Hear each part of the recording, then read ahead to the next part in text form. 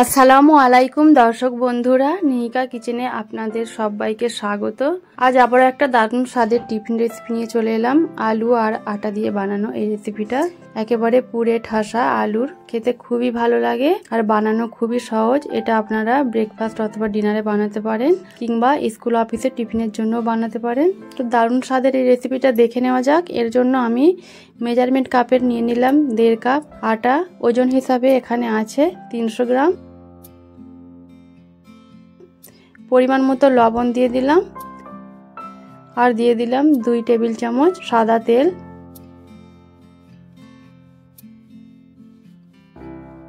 এখন হাফ চামচ দিয়ে দিলাম জোয়ান। তো জোয়ানটা একটু হাত দিয়ে ঘষে তারপরে এর মধ্যে দিয়ে দেব।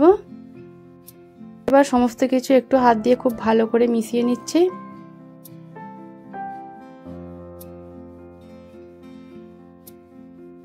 এখন আমি নিয়ে নেব কুসুম গরম পানি। হালকা উষ্ণ গরম পানি দিয়ে এটা মেখে নিচ্ছি। তো যেমন রুটি পরোটার জন্য আমরা ডো মাখি, সেই রকম একটা সফট ডো মেখে নিতে হবে। তো দেখুন আমি অল্প অল্প করে পানি দিয়ে ডোটা মেখে নিচ্ছি।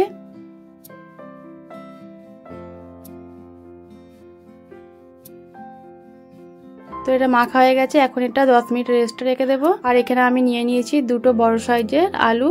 আলুটা আমি সেদ্ধ করে নিয়েছি। এখন গ্যাসের মধ্যে একটা ফ্রাই প্যান বসিয়ে ওর মধ্যে দিয়ে দিলাম একটু সরষের তেল আর দিয়ে দিলাম হাফ চামচ 5 ফোড়ন। 5 ফোড়নটা প্রথমে একটু নেড়েচেড়ে ভেজে নিচ্ছি। এখন দিয়ে দেব একটা তেজপাতা, 1 চামচ পরিমাণ দিয়ে দিলাম গ্রেট করা আদা আর দিয়ে দিলাম 1 চামচ কাঁচা লঙ্কা কুচি। সবকিছু একটু হালকা করে ভেজে নিচ্ছি।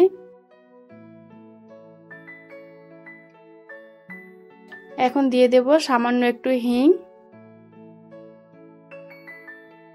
এবার দিয়ে দিলাম হাফ চামচের থেকেও কম একটু হলুদ গুঁড়ো, লঙ্কার গুঁড়ো আর দিয়ে দিলাম ভাজা জিরার গুঁড়ো। তো আমি সবকিছু হাফ চামচের থেকে একটু কম করে নিয়েছি। সবকিছু মশলা একটু ভেজে নিচ্ছি। এর জন্য আমি একটু পানি দিয়ে দিলাম। পানি দিয়ে মশলাটা একটু কষিয়ে নিচ্ছি। তো মশলাটা কষানো হয়ে গেছে। এখন যে আলুটা আমি সেদ্ধ করে রেখেছিলাম সেই আলুটা আমি এর মধ্যে দিয়ে দিচ্ছি। এবার আলুর সঙ্গে মশলাটা একটু নেড়েচেড়ে ভেজে নিচ্ছি হালকা করে।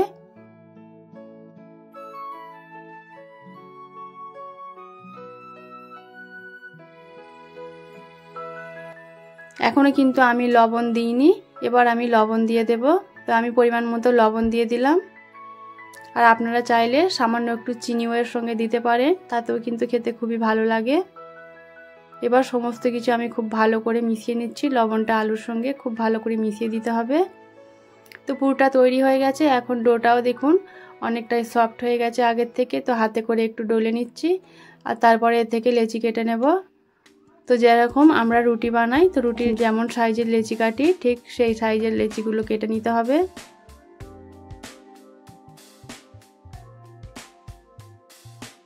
তো দেখুন এখানে 6টা লেচি আমি কেটে নিয়েছি।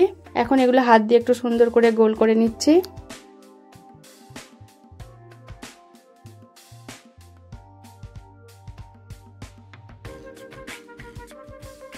এবার প্রথমে একটা লেচি নিয়ে একটু বেলে নিতে হবে। তো খুব বেশি পাতলা করে বেলা যাবে না, হালকা করে একটু বেলে নিতে হবে। একটু মোটা করেই বেলতে হবে।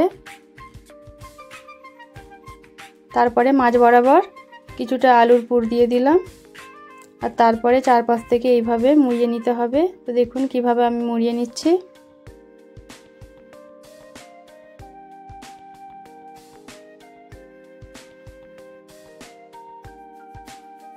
এবার এটাকে হালকা করে একটু বেলে নেব। তো খুব বেশি পাতলা করে বেলা যাবে না বা খুব বেশি মোটাও থাকবে না, হালকা একটু বেলে নিতে হবে। আর হালকা হাতেই বেলতে হবে, নাহলে আলুর পুরটা বেরিয়ে যেতে পারে। তো একটা আমি পুর ভরে বেলে নিয়েছি, আরও একটা দেখিয়ে দিচ্ছি আপনাদেরকে।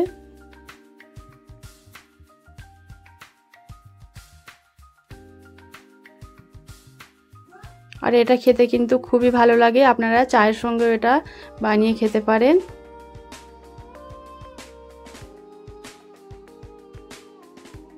দেখুন কিভাবে আমি মুড়ে নিচ্ছি এটা।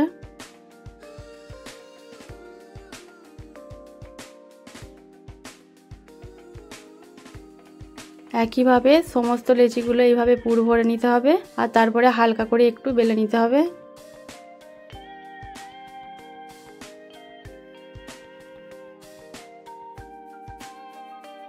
দেখুন এবারে আমি ফ্রাই প্যানে তেল গরম করে নিয়েছি, এর মধ্যে একটা দিয়ে দিলাম আর উপর থেকে একটু এইভাবে তেল ছিটিয়ে দিচ্ছি যাতে উপরটাও খুব ভালোভাবে ফুলে ওঠে। তেলটা প্রথমে গরম করে নিতে হবে, তারপরে গ্যাসের ফ্লেমটা মিডিয়ামে রেখে উল্টে পাল্টে এগুলো একটু ভেজে নিতে হবে।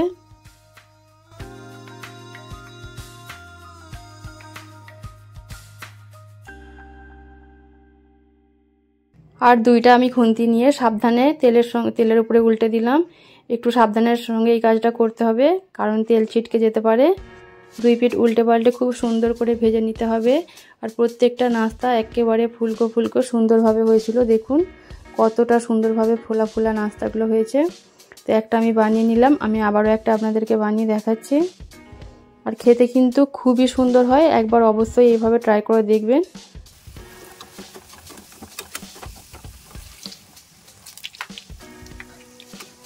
প্রত্যেকটা গৃহিণীরই সকালবেলায় মনে হয় যে বাচ্চাদের স্কুল অফিসের জন্য কি দেব অথবা ব্রেকফাস্টে কি বানাবো, তো এইভাবে আপনারা বানিয়ে নিতে পারেন। তো সমস্ত নাস্তাগুলি আমি ভেজে নিয়েছি আর দেখলেন কত সহজে এই নাস্তাটা বানানো হয়ে গেল। আশা করি আপনাদের এই রেসিপিটাও খুবই ভালো লেগেছে। ভালো লাগলে প্রত্যেকবারের মতন লাইক কমেন্ট শেয়ার করতে ভুলবেন না।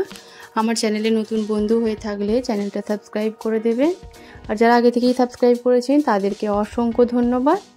দেখা হচ্ছে আবারও পরবর্তী কোনো রেসিপি নিয়ে। সবাই খুব ভালো থাকবেন, সুস্থ থাকবেন, আমার জন্য দোয়া করবেন। আল্লাহ হাফিজ।